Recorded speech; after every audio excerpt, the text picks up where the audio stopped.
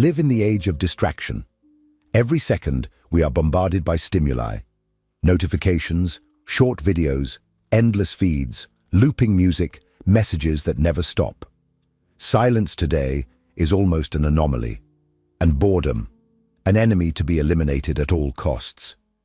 But what if boredom isn't the problem? What if it's just a symptom, a mask? What if what we call boredom is actually a well-disguised escape from what we fear the most, being alone with ourselves? This is the provocation made by Viktor Frankl, an Austrian psychiatrist and survivor of Nazi concentration camps. In his works, Frankl goes beyond superficial explanations for human suffering. He suggests that the feeling of emptiness, so common in modern life, is an existential epidemic. What we lack is not stimulation, it is meaning. And the cruel irony is that the more we try to fill this void with distractions, the deeper it becomes. And here lies the most uncomfortable point. Perhaps even this video you're watching now is part of the problem. Perhaps it is also serving as yet another form of stimulation, an elegant intellectualized distraction, but still a distraction. Instead of facing the silence, you hit play. Instead of reflecting in the emptiness, you chose to consume content about the emptiness. Frankl would point out this irony with surgical precision.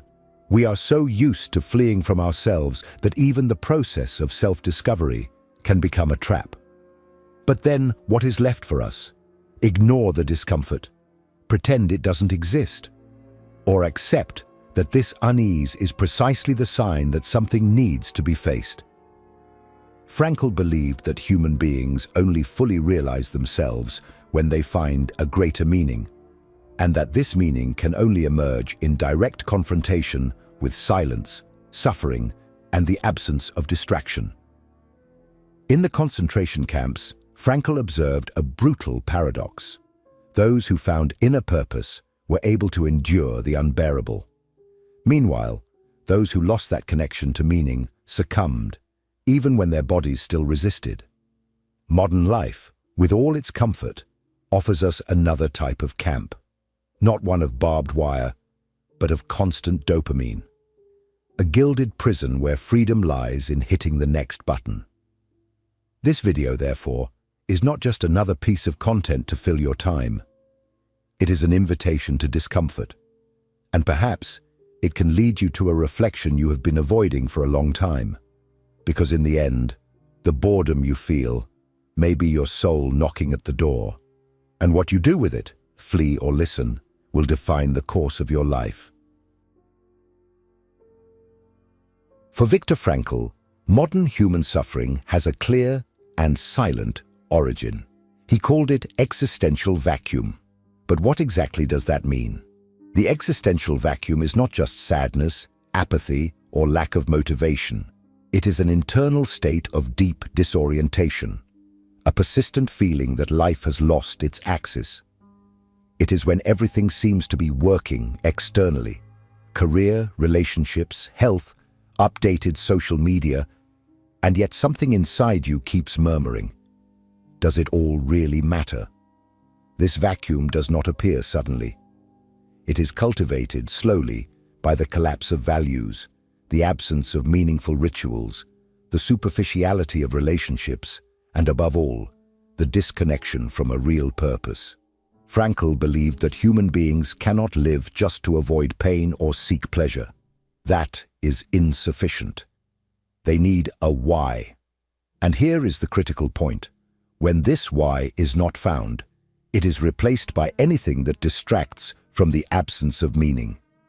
In the Unheard cry for meaning, Frankl describes how the frantic pursuit of pleasure, status, consumption, and entertainment is, in fact, a reflection of the pain of lacking a higher purpose. We live in a culture that glamorizes hedonism and trivializes silence, a society that offers 24-hour entertainment, yet where more and more people live in silent depression. The existential vacuum does not scream, it hides. In empty conversations, in compulsions, in excessive use of social media, in the irrational fear of being alone, in the urgency to always be doing something. Frankl said that unlike the classic neuroses described by Freud, caused by internal conflicts of a sexual or emotional nature, the existential vacuum gives rise to what he called noogenic neuroses, disturbances of the soul, caused by a crisis of meaning. These are symptoms that are difficult to diagnose because they do not manifest with clinical clarity, but with a chronic feeling that something is missing, even when everything seems to be in place. And the most dangerous thing is that instead of addressing the root of this crisis, we create artificial stimuli to suppress it. Boredom, then, is not a state of nothing happening. It is the echo of the soul when it tries to remind us that we live automatically, without direction. The problem is not that we are without stimulus. The problem is that we are saturated with them, and yet empty inside. Frankl saw this as a collective risk, a psychological epidemic, and his warning remains more relevant than ever. A society that loses touch with meaning becomes fragile, manipulable, sick, even if it seems normal. When meaning disappears, man clings to anything that fills that void. Addictions, extreme ideologies, rampant consumption, self-destructive behaviors, because it is better to feel something, anything, than to face the void. But what if all this that we call distraction is in fact a survival mechanism against the pain of not knowing who we are? And if, instead of seeking new stimuli, we should learn to endure silence, so that meaning can emerge from it?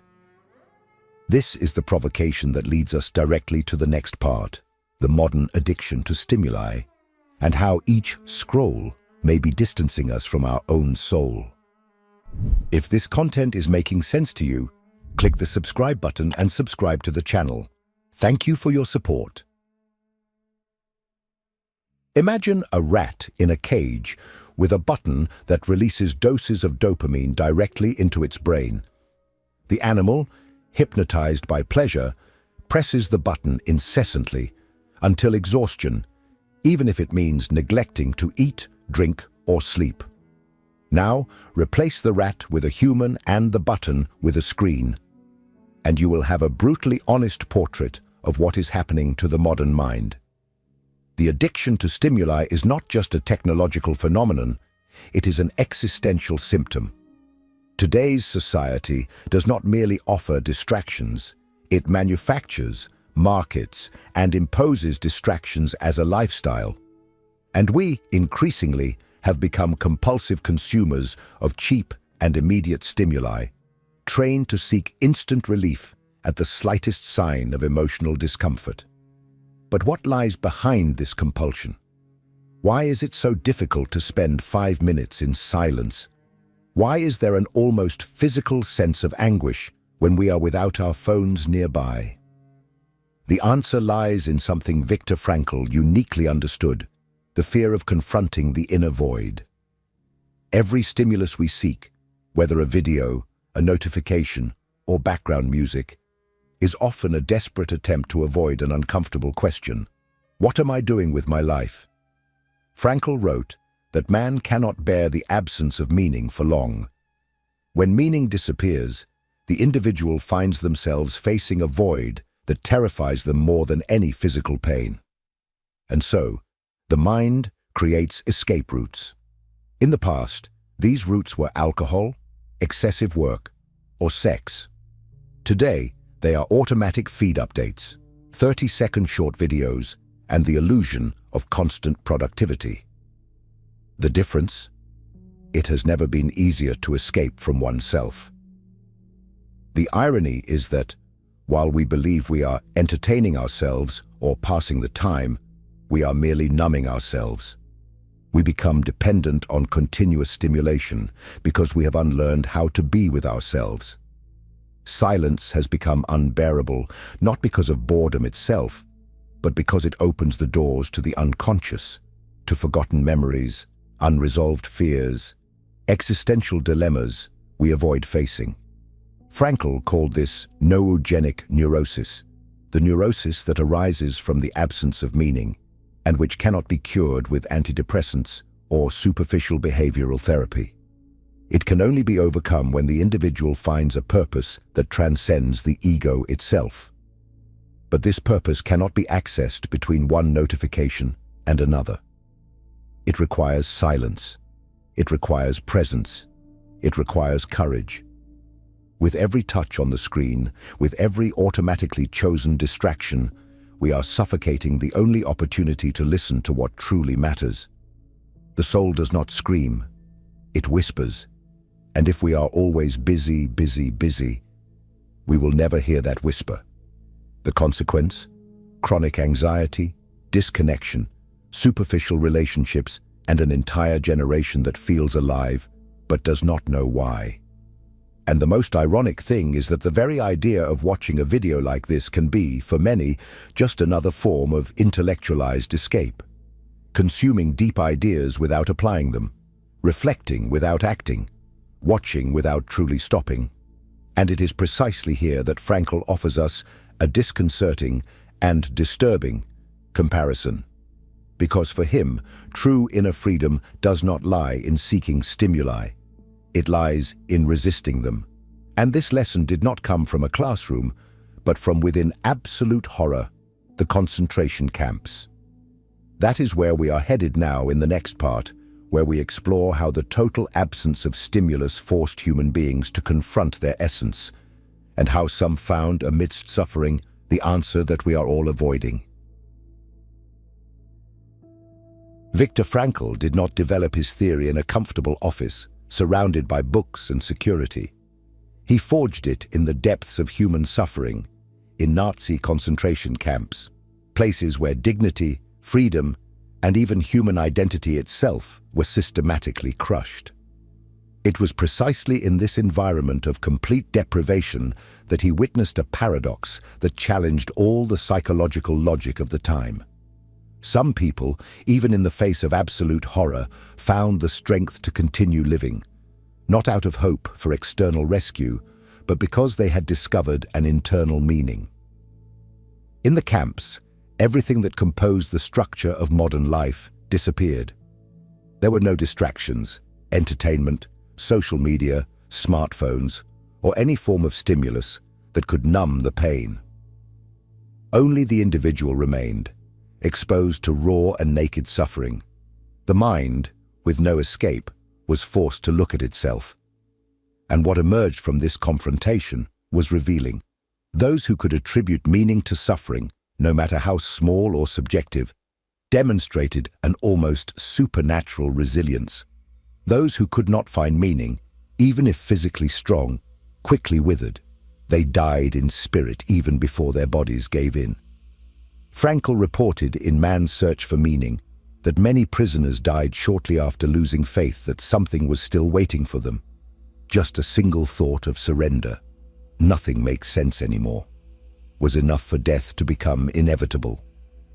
What kept Frankl alive was not the hope of liberation, but the purpose of rewriting the manuscript that had been taken from him, of continuing his work with logotherapy, of helping others find meaning even in pain. His body was imprisoned, but his soul remained free because he had a reason to endure the unbearable. And this is where the paradox reveals itself with all its strength. While many today live in freedom, surrounded by stimuli and comforts, they are more trapped than those men behind barbed wire, trapped by screens, distractions and addictions that numb the pain, but never heal. Frankl would see this clearly. The most dangerous prison is the one where the prisoner does not realize they are incarcerated. In the concentration camps, silence was imposed, and in silence, truth emerged. In the modern world, however, silence is avoided at all costs, and with that, we distance ourselves from the most essential truth, that the meaning of life will not be found outside, but rather within. But finding this meaning requires the courage to endure absence. The absence of noise, of external validation, of distractions, all that the prisoners were forced to face daily. And this comparison may seem extreme, even uncomfortable. But it is precisely this disconnection between suffering and meaning that makes the modern world so paralyzing. We suffer, but without understanding why. And since there is no explanation, we seek relief instead of understanding. Frankl saw this as a danger. A society that flees from suffering is not a healthy society. It is an infantilized society that trades depth for comfort. And that is why he said, when we are no longer able to change a situation, we are challenged to change ourselves. This change, however, does not begin with a grand decision, but with a seemingly simple gesture, the willingness to sit in silence, even if just for a few minutes. Because it is in this space of absence that the true self can finally emerge. And now that we understand how the total lack of stimulus forced some to confront the essence of life, we need to look at the other side of the coin, the saturation of stimuli, as a way to anesthetize this very confrontation. This leads us to the next part, where we will explore the invisible cost of this addiction, the disconnection from our authentic purpose. There is something tragic and profoundly ironic about the way we live today. We have never had so much access to information, entertainment, connection, and tools to express ourselves. But at the same time, we have never been so disconnected from ourselves.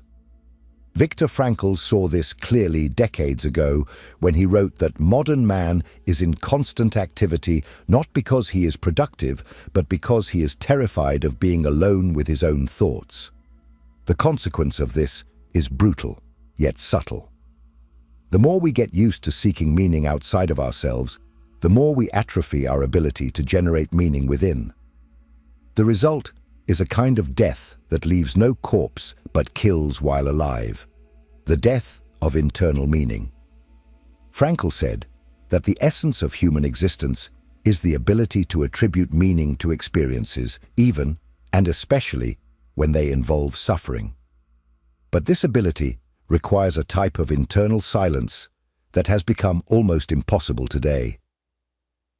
The constant avalanche of external stimuli interrupts any attempt at introspection. The mind is always occupied with something, and that something is rarely itself. This is the most dangerous death, that of the spirit that has stopped seeking purpose, replacing depth with distraction. Every notification you receive, every video you consume without intention, every moment you automatically pick up your phone for no real reason, all of this may seem trivial. But it is like a small transfusion, one drop less of your inner autonomy, one more centimeter of distance from your existential axis. Frankl warns us that the real danger is not in suffering itself. It is in the absence of meaning in the face of suffering. A human being can endure loss, pain, crisis, anguish. What he cannot bear is the feeling that all of this is in vain. And if he does not find meaning, he seeks anesthesia. First, subtly, videos, games, social media, urgent tasks that lead nowhere. Then, if that fails, he turns to more corrosive forms of escape, compulsions, addictions, empty relationships, uncontrolled consumption. All of this in a desperate attempt to silence a question that insists on arising in the silence. Why do I keep living? The most devastating part is that this disconnection from meaning does not present itself as despair. It disguises itself as normalcy. Waking up tired, living on autopilot, spending hours on the phone, laughing at repeated jokes, commenting on trivialities, and going to bed with the feeling that the day was wasted. All of this seems part of life. But it is not. It is the absence of life disguised as routine. Frankl believed that meaning is not something you find by chance. It is something you build through conscious choices, even amidst suffering. But if you live immersed in distractions, when exactly do you intend to build that? With each new distraction, you drift a little further from the only voice that can guide you back, your own consciousness. It is at this point that the provocation intensifies. Are you still capable of being 30 minutes without any stimulation. Without your phone, without music, without social media, without conversation. Just you with your own thoughts. Because this simple exercise, which seems harmless, is actually a spiritual test. And for Frankl, it is precisely at this moment that real life begins. But before facing this silence, one must confront an uncomfortable truth. Perhaps you have turned your own growth into yet another distraction. And perhaps even this video is serving as a crutch, a way to seem reflective without actually changing anything. This reflection leads us to the next part, where Frankl confronts us with one of the most direct and transformative questions one can ask. When was the last time you were truly alone with your thoughts? If what you're hearing resonates with you, you'll find real value in my ebooks. Beyond the Shadow breaks down Jung's core ideas, while Dialogues with the Unconscious gives you a 30-day path to apply them in your life. Both are linked in the pinned comment. Viktor Frankl wrote that, between stimulus and response, there is a space. In that space is our power to choose our response, and in our response lies our growth and freedom. But what if that space has been invaded? What if you have lost the ability to inhabit it? What happens when there is no longer space between stimulus and response? Just an automatic reaction, conditioned by notifications, desires for approval, impulses of distraction. The answer is simple and devastating. You become a reflection, not a human being. A reactive organism, not a conscious individual. You exist, but you do not inhabit your own mind. Silence today is an unexplored territory, and at the same time sacred. It is there that real thought begins. It is there that consciousness emerges. It is there that meaning can finally be heard, if there is enough courage to sustain the absence of noise. But most people not only avoid silence, they fear it. Fear of what may arise. Fear of what they will hear. Frankl saw silence not as a punishment, but as a laboratory of the soul. A space where the human being is confronted with what is most authentic, and therefore most uncomfortable. The absence of distraction unmasks everything: insecurities, internal lies, inconsistencies, poorly healed wounds. And that is why it needs to be protected, cultivated, even if it hurts at first. But how to do this in a world that rewards distraction and punishes boredom? How to relearn to be with oneself, without stimuli, without instant dopamine, without the need to do something all the time? Here are some practices, simple in theory, but transformative in execution, for those who want to begin this return to inner silence. 1. Schedule emptiness. Yes, literally. Put a block of time in your calendar of 10 to 30 minutes a day called nothing, and take it seriously. No phone, no music, no reading. Just you, sitting or lying down with your own thoughts. It will be uncomfortable at first. That's exactly why it's necessary. 2. Aimless walks without headphones. Walk without a defined direction, without podcasts, without audio calls. Just listening to the sound of the street, the wind, your own footsteps. It is in this aimless walk that often the truest ideas arise. 3. Create a silence ritual upon waking. Before picking up your phone, before checking messages or emails, sit for 5 minutes and simply breathe. Observe what your mind is producing without external interference. This simple habit can redefine the quality of your entire day. 4. Write whatever comes. Unfiltered. Grab a notebook and write everything that is on your mind during these periods of silence. Fears, loose ideas, anger, desire, confusion. This is the portrait of your soul before it is silenced by the next wave of stimuli. Do not judge, just write. 5. Endure discomfort without fleeing. When the urge to check your phone just for a second hits, do not give in. Observe the urgency arise as a physical impulse, feel it fully, and choose not to react. It is there that you begin to rebuild the space between stimulus and response. These practices are not wellness exercises. They are acts of resistance. They are ways to declare daily that you refuse to be just another product of the attention economy, that you are willing to reclaim your depth, that you want to relearn to think, feel, exist, without needing something to entertain you all the time. And it is in this rediscovered silence that something begins to transform. At first, everything seems useless, uncomfortable, unsettling. But over time, you begin to notice something subtle, the return of a forgotten voice, yours. The part of you that does not want to be fed by more stimuli, but by purpose. The part that has been trying to speak to you all along, but could never do so because there were too many things happening. And it is precisely this part that Frankl believed to be the source of true inner freedom. But to hear it, you need to stop fleeing. You need to face the last and most important challenge, to accept that the emptiness you fear so much may be the place where your life finally begins. This is what we will explore now, in the final part. Why stopping to flee is the only possible path, and how the silence you so avoid may actually be the answer you have always sought. The greatest tragedy of modern life is not suffering, it is forgetting. We forget who we are. We forget why we started. We forget that there is a part of us that does not want applause, likes, or distractions, only truth.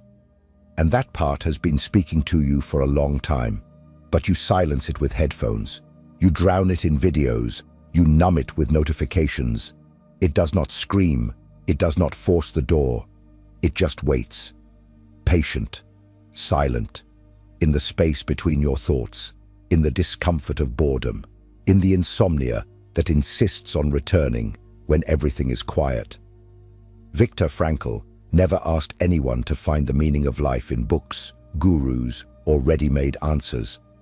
On the contrary, he claimed that meaning cannot be given.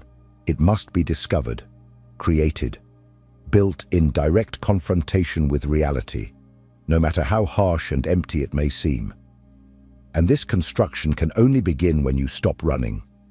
The question is not whether you are fleeing. Most people are. The question is, until when? Until when will you avoid being alone with your thoughts? Until when will you fill every void with stimuli? Until when will you accept living a life full of movement, but empty of meaning? Frankl believed that every human being, even the most wounded, the most lost, the most confused, still has a sacred choice, to say yes to life. But this yes is not shouted on social media, nor celebrated with fireworks.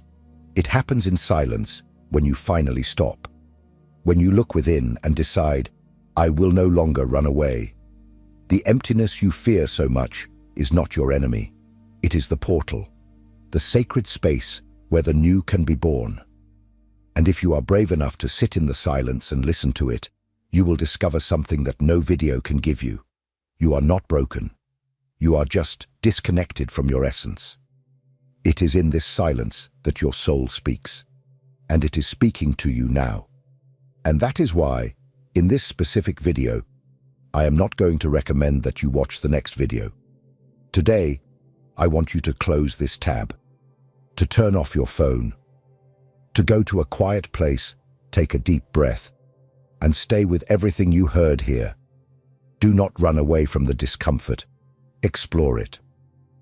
And tomorrow, when you come back, I want you to tell me in the comments what happened, what you felt, what came to the surface, because perhaps for the first time in a long time, you have stopped distracting yourself and started to truly live.